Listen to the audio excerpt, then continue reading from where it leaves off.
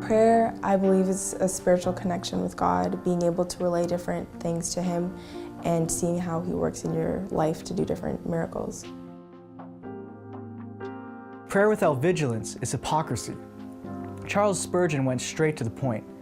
The last thing Nehemiah would be was a hypocrite. But we prayed to our God and put men to stand watch against them day and night. Nehemiah 4 verse 9.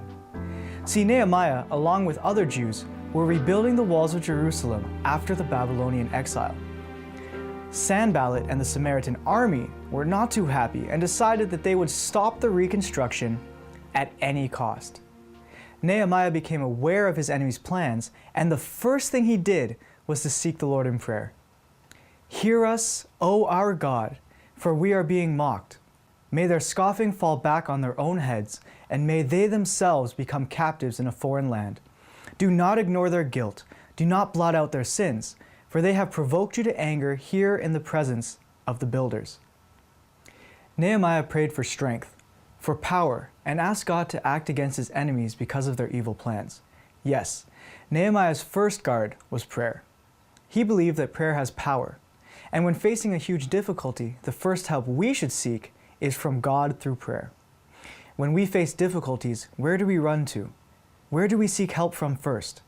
If it's not God, then I think we need to reevaluate our priorities. Nehemiah understood that he could not sit with his arms simply crossed because he had prayed. Not that he discredited the power of prayer, or that he doubted that God was able to protect him, but he understood that he should not commit the sin of presumption, to expect or require something that God has not promised. It was the temptation of presumption that Christ faced when Satan said that nothing would happen if he jumped from the pinnacle of the temple because the angels would protect him. If Satan used this temptation with Christ, it is because the enemy thinks it is one of the strongest temptations available. Doing our part is not doubting God, but rather accepting to be part of God's plan for our lives. When Christ resurrected Lazarus, he asked the men to do the part that was in their reach, to remove the stone, and he would do what the men could not do. He would give life. Well, Nehemiah did not fall into this temptation.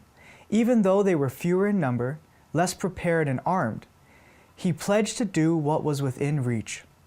So I set the people with swords, spears and bows, and arrows, and put them in groups of families behind the wall, in all places where it was not yet fixed.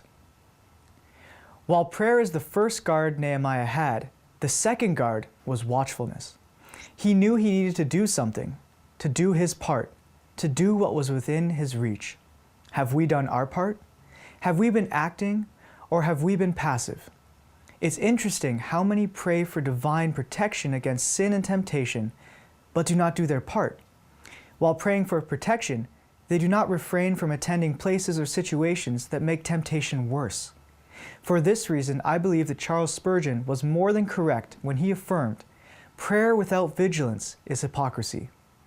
Now, Charles Spurgeon also emphasized that vigilance without prayer is futile.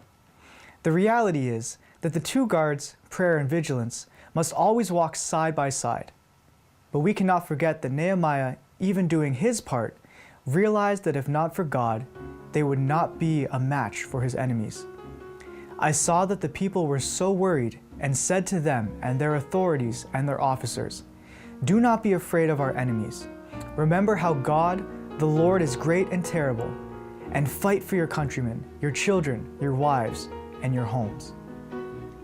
The mission was accomplished. The wall was rebuilt, thanks to divine action and human willingness to participate in the miracle of heaven.